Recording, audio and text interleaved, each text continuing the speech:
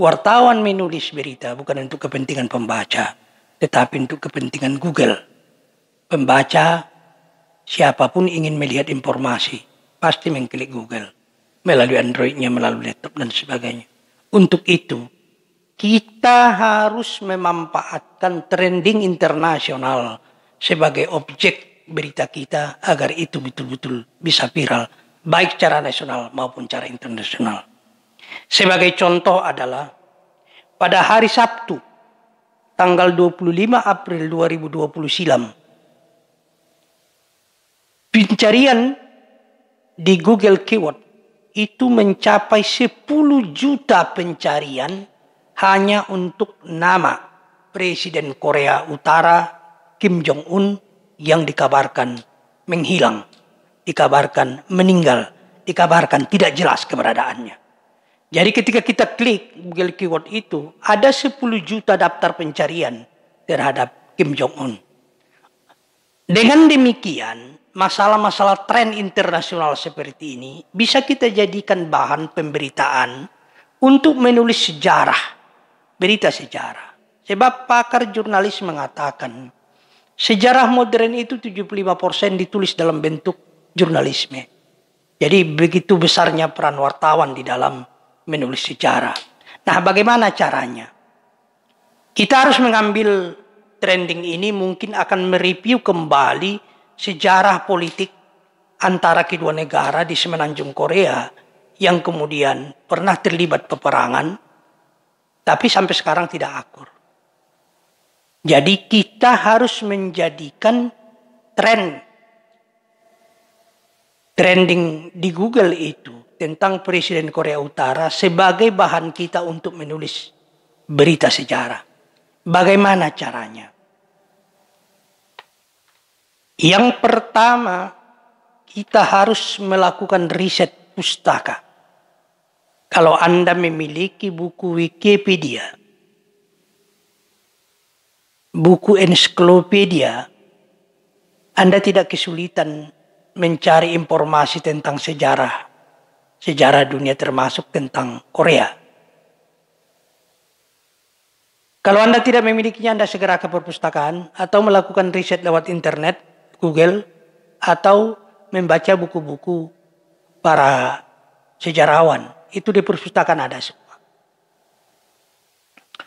Kemudian Anda pelajari itu, dan Anda tahu bahwa perang Korea itu yang sangat mengerikan ya.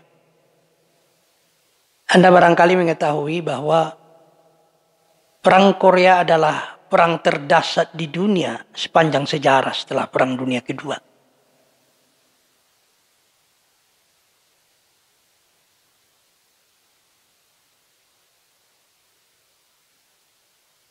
Oke.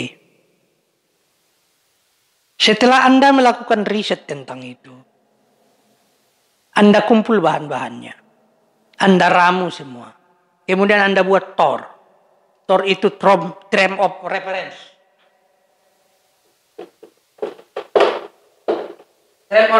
Term of Reference ini adalah panduan bagi seorang wartawan yang ingin melakukan tugas jurnalistik, mulai dari apa yang dia butuhkan, siapa yang diwawancarainya, sampai kepada cara penulisannya. Dari TOR ini nanti kita mendapat panduan. Jadi yang pertama itu gunakan TOR, dan TOR itu berisi tentang angle. Angle ya. Angle itu adalah topik paling menarik dari suatu peristiwa yang akan kita tulis.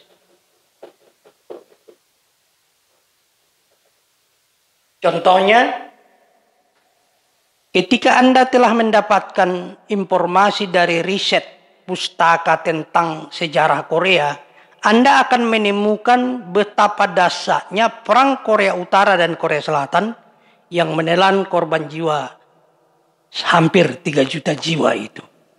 Barangkali Anda akan membuat angle mengenang sejarah perang Korea Utara dan Korea Selatan yang sangat dahsyat itu. Itu buat angle-nya. Anda menulis, mereview kembali berdasarkan riset.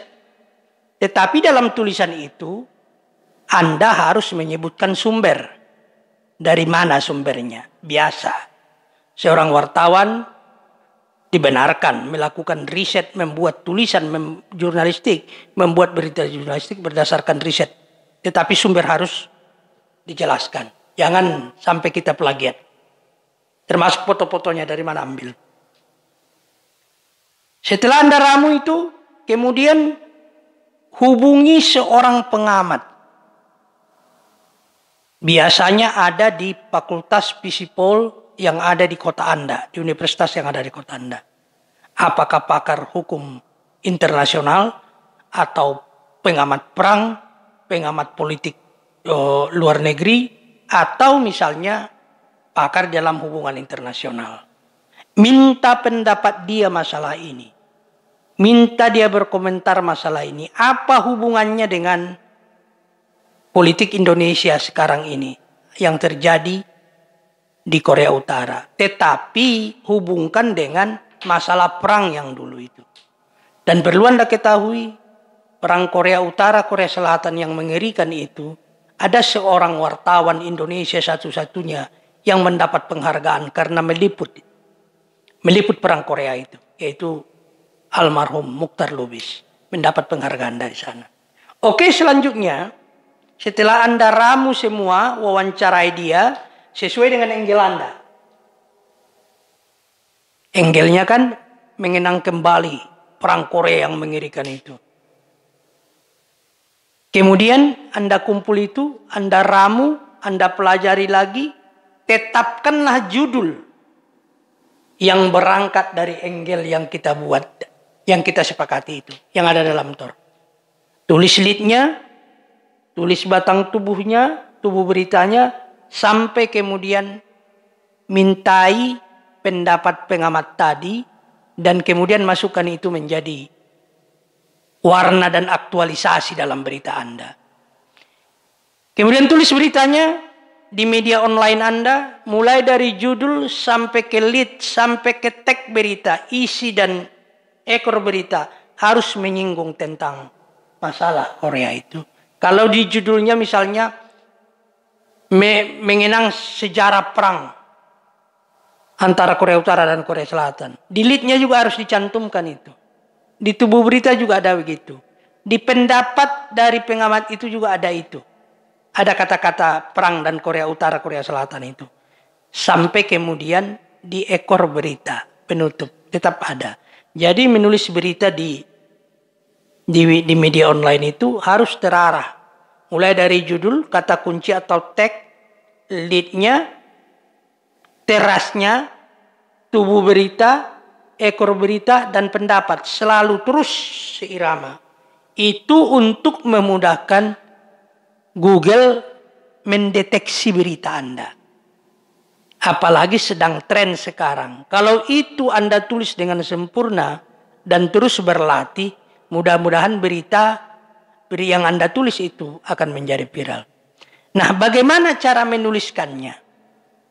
Menulis beritanya agar lebih bagus, judulnya agar lebih bagus, lead-nya agar lebih terencana, sampai ke tag berita itu.